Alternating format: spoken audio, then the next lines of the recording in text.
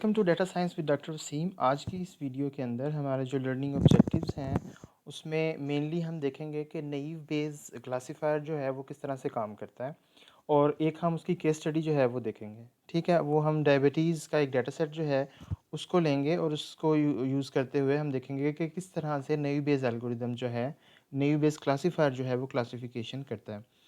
तो सबसे पहले नैव बेस एल्गोरिदम, नैव बेस क्लासिफायर क्या होता है? नैव बेस क्लासिफायर जो है बेसिकली वो बेस करता है नैव बेस रूल पे। अगर आपने स्टैटिस्टिक्स और प्रोबेबिलिटी स्टैटिस्टिक्स की क्लास ली हो तो आपको याद होगा कि जो नैव बेस रूल है वो कुछ इस तरह से होता है। Probability of X given Y is equal to probability of Y given X into probability of X divided by probability of Y. इस रूल को यूज़ करते हुए हम अपना क्लासिफायर जो है वो डेवलप करेंगे, लेकिन उससे पहले हम एक एग्जांपल जो है वो देखेंगे ताकि थोड़ा आइडिया क्लियर हो कि किस तरह से हम अपने डाटा को यूज़ करते हुए क्लासिफिकेशन कर सकते हैं नई बेस एल्गोरिदम को यूज़ करके। अब सबसे पहले हम एग्जांपल देखते हैं। यहाँ पे एक डाटा सेट जो है वो गिवन है। इस डाटा सेट के अंदर अगर आप देखें तो चार जो हैं वो इंडिपेंडेंट वेरिएबल्स हैं। एग्जांपल जो फर्स्ट कॉलम है उसको ओमिट कर दें, ठीक है। उसके बाद जो नेक्स्ट फोर कॉलम्स हैं, आउटलुक है, टेम्परेचर है, ह्यूमिडिटी है और विंडी है, ठीक है। ये वेदर कंडीशंस हैं कि बाहर का मौसम जो है वो कैसा है, उसकी बेस पे हमने ये डिसाइड करना है कि हम बाहर जाके प्ले करेंगे या नहीं करेंगे, ठीक है। तो प्ले की जो जो डिपेंडेंट वेरिएबल है वो प्ले है और उसकी दो पॉसिबल वैल्यूज़ हैं, या नो है या येस है, ठीक है। इसी तरह से जो इंडिपेंडेंट वेरिएबल्स हैं वो चार हैं और वो वेदर को रिप्रेजेंट कर रहे हैं कि आउटलुक जो है वो सनी है, ओवरकास्ट है या रेनी है। इसी तरह से टेम्परेचर जो है वो हॉट है, माइल्ड है या कूल है। इसी तरह से ह्यूमिडिटी जो है वो हाई है या नॉर्मल है और इसी तरह से विंडी जो है वो ट्रू है या फॉल्स है। तो इस वेदर कंडीशन की बेस पे हमने हमारे पास कुछ ऑब्जर्वेशंस हैं प्रीवियस। इन ऑब्जर्वेशंस से हमें ये पता चल रहा है कि जब ये वेदर कंडीशंस थी तो क्या हम खेलने के लिए बाहर गए थे या नहीं गए थे, ठीक है। तो वो यस या नो से एंड वाले कॉलम के अंदर रिप्रेजेंट हो रहा है। अब हम इस ये चाह रहे हैं कि इस डाटा को यूज़ करते हुए हम एक क्लासीफायर जो है उसको ट्रेन करवाएं जो कि हमें नई आने वाली जो एग्जांपल्स हैं उसके जो वेदर की कंडीशंस होंगी उसकी बेस पे हमें ये आउटपुट दे कि हमें जो है बाहर प्ले करने के लिए जाना चाहिए या नहीं जाना चाहिए। सो प्रेडिक्शन जो है उसकी येस या नो होगी, ठीक है। तो इसके लिए हम क्या करते हैं, हम प्रोबेबिलिटीज़ कुछ कैलकुलेट करते हैं। वो हम कैसे कैलकुलेट करते हैं उनको हम थोड़ा सा देखते हैं। हम पहले जो है वो फ्रीक्वेंसीज देख लेते हैं, ठीक है। फ्रीक्वेंसीज हम इन चारों फीचर्स की जो है वो देख लेते हैं कि आउटलुक जो है उसमें सनी जो है वो यस में कितनी दफ़ा आ रहा है और नो में जो है वो कितनी दफ़ा आकर हो रहा है, ठीक है। इसी तरह ओवरकास्ट जो है वो यस में कितनी दफ़ा आ रहा है, वो 4 टाइम्स आ रहा है अगर आप देखें डाटा सेट, और नो के अंदर वो 0 टाइम्स आ रहा है। इसी तरह से रेनी जो है वो यस के अंदर 3 टाइम्स आ रहा है और नो के अंदर जो है वो 2 टाइम्स आ रहा है। इसी तरह से अगर आगे चलें दूसरे फीचर की तरफ, टेम्परेचर, तो टेम्परेचर की जो तीन पॉसिबल वैल्यूज़ हैं उनको हम लेफ़्ट साइड पे लिख लेते हैं, हॉट, माइल्ड और कूल। और जो हमारी क्लास हैं उसको हम टॉप पे लिख लेते हैं, येस और नो। तो उसकी वैल्यूज़ हम इन फ्रीक्वेंसीज नोट कर लेते हैं कि हॉट जो है वो यस में कितनी दफ़ा आ रहा है, नो में कितनी दफ़ा आ रहा है। माइल्ड जो है वो यस में कितनी दफ़ा आ रहा है, नो में कितनी दफ़ा आ रहा है। और इसी तरह से कूल के जो फ्रीक्वेंसीज हैं वो हम नोट कर लेते हैं। इसी तरह से हम थर्ड और फोर्थ फीचर जो है उनकी फ्रीक्वेंसीज भी इसी तरह से काउंट कर लेते हैं। फाइनली हम ये देख लेते हैं कि प्ले जो है एंड वाला जो हमारा डिपेंडेंट फीचर है उसमें टोटल येस और नो जो है वो कितनी दफ़ा आ रहा है। तो उसमें हमने देखा कि येस जो है वो 9 टाइम्स आ रहा है एंड वाले कॉलम के अंदर, और नो जो है वो 5 टाइम्स आ रहा है। तो ये फ्रीक्वेंसीज हमने इस तरह से नोट कर ली। अब इन फ्रीक्वेंसीज से हम कुछ प्रोबेबिलिटीज़ जो हैं वो कैलकुलेट करेंगे। वो प्रोबेबिलिटीज़ कुछ इस तरह से होंगी कि हम ये देखेंगे कि टोटल जो यस हैं, जो हमारे पास एग्जांपल्स जो कि नो हैं, जैसे कि आप ऊपर भी देख सकते हैं कि प्ले के जो कॉलम है उसमें यस नो टाइम 9 दफ़ा है और नो जो है वो 5 दफ़ा है। तो यस जो टोटल 9 एग्जांपल्स जिनका आउटपुट यस है, जिनका लेबल जो है वो यस है, उनमें से सनी जो है वो 2 टाइम्स था तो 2/9 उसकी प्रोबेबिलिटी होगी। इसी तरह से ओवरकास्ट जो है वो 4/9 है, 4 है तो 4/9 उसकी प्रोबेबिलिटी होगी। इसी तरह से रेनी की जो है वो 3/9 प्रोबेबिलिटी होगी। इस तरह से हम ये आउटलुक, टेम्परेचर, ह्यूमिडिटी और विंडी इन सब फीचर्स के लिए प्रोबेबिलिटीज़ जो हैं वो कैलकुलेट कर लेते हैं। और इसी तरह से हम जो एंड वाला हमारा कॉलम है प्ले वाला, उसके लिए भी प्रोबेबिलिटीज़ कैलकुलेट कर लेते हैं कि टोटल जो हमारी एग्जांपल्स हैं 14, उसमें यस कितनी दफ़ा आ रहा है और नो कितनी दफ़ा आ रहा है, उनको भी हम प्रोबेबिलिटीज़ उसकी भी कंप्यूट कर लेते हैं। 9/14 है और 5/14 है, ठीक है। ये प्रोबेबिलिटीज़ कैलकुलेट करने के बाद हम क्या करते हैं कि हम अ, एक नई एग्जांपल को किस तरह से क्लासीफाई करेंगे। हम एक नई एग्जांपल, लेट्स से हमारे पास ये एक एग्जांपल है जिसमें हमारे पास आउटलुक की कोई वैल्यू गिवन है, टेम्परेचर की कोई वैल्यू गिवन है, ह्यूमिडिटी की वैल्यू गिवन है और विंडी जो है उसकी वैल्यू हम हमारे पास है। और हमने ये डिसाइड करना है कि should we go out to play और शुड वी नॉट गो, ठीक है। तो जो प्रेडिक्शन है हमारी वो यस या नो होगी। अब इसमें हम क्या कर सकते हैं, इसमें आइडिया बेसिकली ये है कि हम प्रोबेबिलिटी जो है हर क्लास के लिए जो है वो कंप्यूट कर लेते हैं।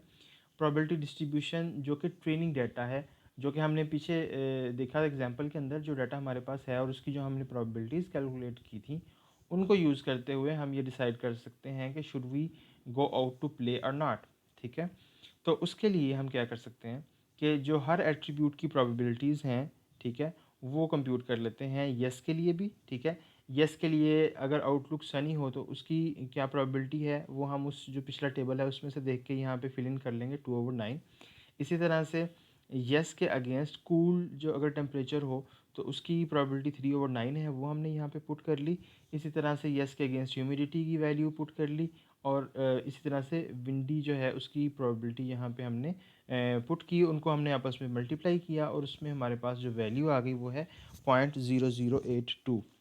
इसी तरह से हमने नो जो है उसके लिए नो अगर क्लास उसके लिए भी हमने प्रोबेबिलिटी जो है कैलकुलेट कर ली। और उसमें हमने किस तरह से किया कि अगर आउटलुक जो है वो सनी है और जो उसका एंड वाला कॉलम था उसमें नो था, या जो हमने कंडीशनल प्रोबेबिलिटी पिछली स्लाइड के अंदर जो है वो देखी कि किस तरह से हम कंप्यूट कर सकते हैं। तो उसी में से आप देखें कि अगर सनी और नो के कोरिस्पॉन्डिंग आप देखें आउटलुक वाले कॉलम में, तो वहाँ पे 3/5 जो है वो वैल्यू होगी। इसी तरह से नो के अगेंस्ट कूल की अगर आप वैल्यू देखें टेम्परेचर के अंदर, तो वो 1/5 होगी। इसी तरह से ये चारों जो हैं प्रोबेबिलिटीज़ हमने उनको मल्टीप्लाई कर लिया, ठीक है। तो ये हमारे पास इसकी प्रोबेबिलिटी आ गई 0.0577, ठीक है। अब ये प्रोबेबिलिटीज़ जब हम कंप्यूट कर लेते हैं तो उसके बाद नेक्स्ट जो हमारा एक काम रह जाता है वो है कि हम इसको ओवरऑल प्रोबेबिलिटी के साथ, जिसे हम प्रायर प्रोबेबिलिटी भी कहते हैं, उसके साथ इसको मल्टीप्लाई कर देते हैं। यानी कि हमारी जो पिछली वैल्यू आई थी यस के लिए 0.0082, उसको यस की जो ओवरऑल हमारी प्रोबेबिलिटी थी, जो टोटल हमने देखा था कि एंड वाले कॉलम के अंदर यस कितनी दफ़ा आ रहा है, 14 में से 14 एग्जाम्पल्स में से 9 टाइम्स जो था वो यस आ रहा था। तो हम उसको जो हमने प्रोबेबिलिटी कंप्यूट किया उसको मल्टीप्लाई कर देंगे प्रायर प्रोबेबिलिटी के साथ, तो उसकी वैल्यू आ जाएगी 0.0053। इसी तरह से जब हम नो के लिए प्रोबेबिलिटी कंप्यूट करेंगे तो वो हमारे पास आ जाएगी 0.0206। तो इसमें अब ये जो दो प्रोबेबिलिटीज़ हैं इसकी बेस पे हम ये डिटरमिन कर सकते हैं कि हम आने वाली जो नई एग्जांपल है उसको क्या यस क्लास असाइन करेंगे और नो, या नो क्लास असाइन करेंगे। और वो हम इस तरह से डिसाइड कर सकते हैं कि जिसकी प्रोबेबिलिटी ज़्यादा आ रही है, ठीक है, जो कि इस केस में अगर आप देखें तो नो जो है उसकी प्रोबेबिलिटी जो है वो 0.02 आ रही है, तो वो ज़्यादा है 0.0053 से। तो इसलिए हम जो क्लासीफायर है वो बेसिकली ये प्रेडिक्ट करेगा कि इस न्यू एग्जांपल को जो क्लास है वो नो असाइन होनी चाहिए, ठीक है। तो ये बेसिकली आइडिया है नई बेस क्लासीफायर का, जो कि थोड़ा हमने रन करके भी देख लिया। एक डेटा सेट को लेके हमने कुछ प्रोबेबिलिटीज़ को जो है वो मल्टीप्लाई किया और उसके बाद हमने प्रायर प्रोबेबिलिटी के साथ उसको मल्टीप्लाई किया और उसमें जो मैक्सिमम प्रोबेबिलिटी आई उसको हमने एज अ क्लास जो है वो प्रेडिक्ट कर दिया क्लासीफायर ने, ठीक है। इसे हम बेसिकली कहते हैं मैक्सिमम ए पोस्टीरियोरी, ठीक है। मैक्सिमम ए पोस्टीरियोरी का क्या मतलब है कि बेस रूल को यूज़ करते हुए हम मैक्सिमम ए पोस्टीरियरी जो है वो कंप्यूट कर सकते हैं, ठीक है। और उसका बेसिक आइडिया ये है कि हम वो वाला हाइपोथेसिस जो है वो सिलेक्ट करते हैं जिस की प्रोबेबिलिटी जो है वो मैक्सिमम हो। यानी कि जो पिछली एग्जांपल आपने देखी जिसमें प्ले जो था वो यस या नो था, तो इन दो पॉसिबल हाइपोथेसिस में से हमने वो वाला हाइपोथेसिस जो है वो सिलेक्ट किया, वो वाली क्लास जो है वो सिलेक्ट की जिसकी कि प्रोबेबिलिटी मैक्सिमम हो। तो ये जो आपके सामने इक्वेशन लिखी हुई है, इसमें आर्ग मैक्स का ये मतलब है कि हम वो वाली क्लास सेलेक्ट करेंगे जिसकी प्रोबेबिलिटी ज़्यादा है। तो इसको हम अगर बेस रूल को यूज़ करते हुए एक्सपेंड करें तो ये कुछ इस तरह से आता है, ठीक है। Probability of data given hypothesis और probability of hypothesis divided by probability of data, ठीक है। इसमें से हम प्रोबेबिलिटी ऑफ डी जो है उसको ड्रॉप कर सकते हैं क्योंकि डाटा की प्रोबेबिलिटी जो है वो कांस्टेंट होगी, ठीक है जी। तो ये हमारा जो जो इक्वेशन हमारे पास आ गई एंड वाली, इसको हम फर्दर जो है अगर हम इंडिपेंडेंस जो है अज्यूम करें, ठीक है, तो हम probability of D given H जो है उसको इस तरह से जो है कंप्यूट कर सकते हैं कि हम प्रोबेबिलिटी ऑफ डी जो हमारा डाटा है उसके अंदर जो फीचर्स हैं उनको इंडिपेंडेंट अगर हम अज्यूम करें तो उन सब को हम जो है वो मल्टीप्लाई कर सकते हैं। जैसे कि हमने ये जो प्ले वाली एग्जांपल है, विल प्ले या विल नॉट प्ले, उस एग्जांपल के अंदर यही काम किया था कि हमने एट्रीब्यूट्स सारे जो थे उनकी वैल्यूज़ को आपस में मल्टीप्लाई कर लिया था। तो ये हम तभी कर सकते हैं अगर हम ये अज्यूम करें कि फ़ीचर्स जो हैं वो इंडिपेंडेंट हैं। तो हमारा अगर हम लेट्स से हम क्लासेस जो हैं अपनी उनको एच की बजाय लेट्स से हाइपोथेसिस की बजाय वी से अज्यूम करें, वी कह सकते हैं, आप सी कह सकते हैं। तो हम उसको कुछ इस तरह से डिफ़ाइन कर सकते हैं कि हमारा जो क्लासीफायर है वो कुछ इस तरह से डिफ़ाइन होगा कि V naive Bayes is equal to arg max V J out of all classes belonging to V. जितनी भी हमारी क्लासेस हैं जो कि प्ले नॉट प्ले के केस में दो क्लासेस थी, उन दोनों क्लासेस में हमने ये कंप्यूट किया था कि हमने प्रायर प्रोबेबिलिटी जो थी उसको मल्टीप्लाई कर दिया था। पहले जो हमने एक मल्टीप्लाई किए हुए थे सारे फीचर्स को, उसको हमने प्रायर प्रोबेबिलिटी से मल्टीप्लाई कर लिया था जितनी भी क्लासेस थी उन सब के लिए, और उसमें से जो मैक्सिमम क्लास थी वो हमारी प्रेडिक्शन थी। तो ये बेसिक जो है आइडिया है नैव बेस एल्गोरिदम का। और इसको अगर हम इम्प्लीमेंट करना चाहें पाइथन के अंदर तो बहुत इजी है। हम एक केस स्टडी जो है उसको देख लेते हैं कि अगर हमने डायबिटीज़ जो है वो प्रेडिक्ट करना है। अगर आपने मेरी दूसरी वीडियोस देखी हों जिसमें हमने KNN क्लासिफायर जो था उसको देखा था, और इस तरह से हमने उसके अंदर भी जो है वो डायबिटीज़ प्रिडिक्ट जो किया था कि पेशेंट्स जो हैं उनको डायबिटीज़ है या नहीं। तो हम उसी एग्जांपल को थोड़ा सा रिव्यू कर लेते हैं ताकि आपको आइडिया हो जाए कि इसको किस तरह से नैव बेस्ड एल्गोरिदम को इम्प्लीमेंट करना है। बेसिकली ये भी sklearn के अंदर अवेलेबल है, और आपने करना ये है कि आपने इसको जस्ट उसको इंक्लूड करना है, ठीक है। और जैसे कि आप यहाँ पे देख सकते हैं कि sklearn के अंदर नैव बेस का जो पैकेज है उसके अंदर गाजियन नैव बेस गाजियन NB के नाम से डिफाइंड है, ठीक है। अगर आपने मेरी लास्ट वीडियोस देखी हैं तो ये बाकी इंपोर्ट्स सारी वही की वही हैं, जिसमें ट्रेन टेस्ट स्प्लिट है, स्टैंडर्ड स्केलर है, गाजियन NB है, और ये गाजियन NB जो है ये अभी मैंने डिफ़ाइन किया है। और फिर ये एक्यूरेसी स्कोर जो है, जैसे आप जानते हैं हम एक्यूरेसी एंड पे जो है वो कंप्यूट करते हैं। ये बाकी जो है कोड उसी तरह से है कि हमने डायबिटीज़ का डाटा सेट जो है उसको इंपोर्ट किया, ठीक है। उसको रीड किया हमने, एक हमारा डाटा सेट का जो वेरिएबल है उसके अंदर डाटा आ गया, हमने उसका देखा, हेड के फंक्शन को कॉल करके देखा, हमारे पास उसकी जो टॉप 5 रोज़ हैं वो आ गई, ठीक है। इसी तरह से हमने उसको डिस्क्राइब का फंक्शन कॉल करके देखा कि उसमें प्रेगनेंसी जो है उसका काउंट क्या है, मीन क्या है, स्टैंडर्ड डेविएशन क्या है, मिनिमम मैक्सिमम वैल्यू क्या है। इसी तरह से ग्लूकोज का, ब्लड प्रेशर की, ये सारी वैल्यूज़ हम ने यहाँ पे डिस्प्ले की हुई हैं। ये काफ़ी फ़ायदेमंद है डिस्क्राइब का फंक्शन, क्योंकि हमें ये सारे जो फीचर्स हैं उनकी डिटेल्स जो हैं ये प्रोवाइड कर देता है, ठीक है। और ये हमारे पास जो आउटकम है वो यहाँ पे आ रहा है, ठीक है। फिर हमने कुछ जो हमारे ऐसे कॉलम्स हैं जिनमें एम्प्टी वैल्यूज़ थी या ज़ीरो जिनमें एक्सेप्टेबल नहीं है, उनको हमने मीन से रिप्लेस कर दिया, ठीक है। और हमने एक्स और वाई जो डिपेंडेंट और इंडिपेंडेंट फीचर्स हैं उनको अलग-अलग कर दिया, और ट्रेन टेस्ट स्प्लिट जो हैं हमने उनको अलग-अलग कर दिया।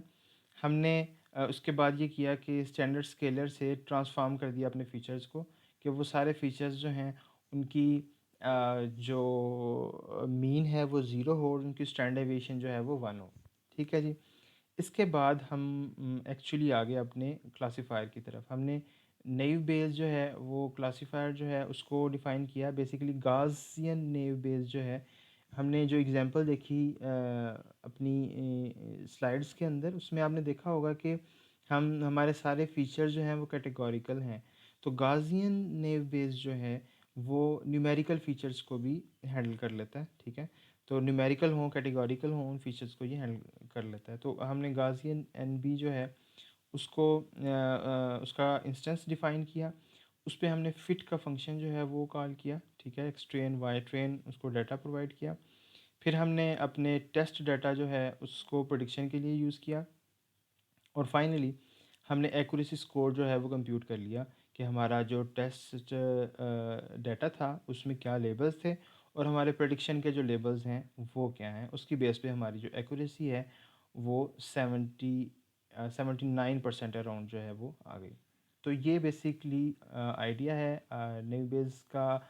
हमने आज देखा कि किस तरह से नेविबेस का बेसिकली आइडिया क्या है। सबसे पहले हमने ये देखा, और फिर हमने ये देखा कि किस तरह से जुपिटर नोटबुक के अंदर हम नई बेस एल्गोरिदम को किस तरह से sklearn की लाइब्रेरी को यूज़ करते हुए इसको ट्रेन करवा सकते हैं। बड़ा सिंपल सा है, जस्ट 1-2 लाइन का कोड है, बाकी सारा वही कोड है जो प्री प्रोसेसिंग के लिए यूज़ हमने किया था या हमने प्रेडिक्शन और उसकी एक्यूरेसी कंप्यूट करने के लिए यूज़ किया है। अदरवाइज़ अगर आप देखें तो नई बेस का जो अपना कोड है वो 1 या 2 लाइन का है। कहने का मकसद ये है कि आप जितने भी क्लासिफिकेशन के एल्गोरिदम्स हैं उनको इसी तरह से 1-2 लाइनर कोड के को यूज़ करते हुए उसको जो है ट्रेन करवा सकते हैं और उस पे जो है वो प्रेडिक्शन करवा सकते हैं, ठीक है। तो ये बेसिकली यहीं तक थी ये वीडियो। आपके जो कमेंट्स वगैरह कोई हों तो ज़रूर जो है आप शेयर कीजिएगा। Thank you for watching the video.